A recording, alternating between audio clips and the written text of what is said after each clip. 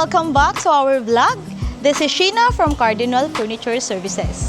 We're here ngayon sa bahay ng client namin to check our latest project.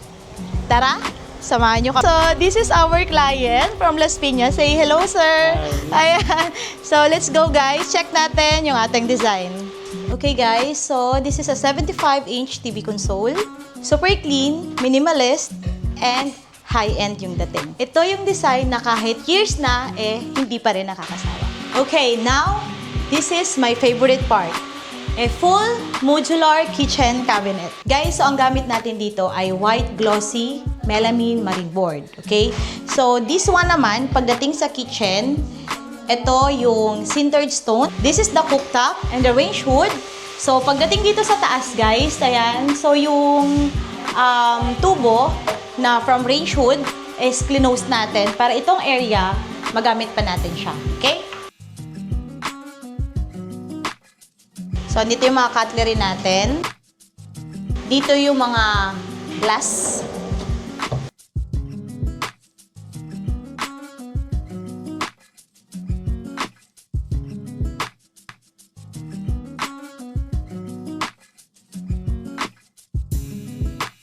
So, ito, guys, nagre-range to ng nasa mga 25,000 pesos. So,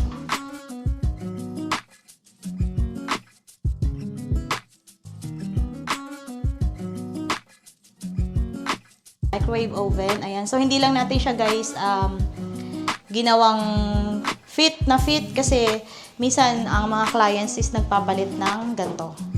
So, kailangan kasya pa din siya. Okay? This one, ito yung mga dating appliance na client.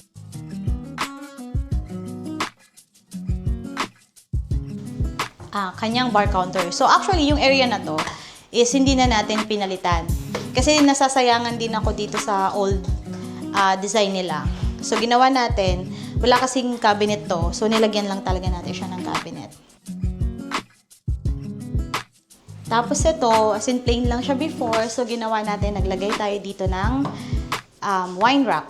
And then, top with lights. So, ayan. So, hindi tayo kasi, guys, pwede maglagay ng, naisip ko kasi, pag naglagay tayo ng drop, so, medyo mababa na din siya. No? Medyo mababa na din. Kaya ginawa natin is, naglagay na lang tayo ng track light. Okay, so, guys, this is a dining wall design.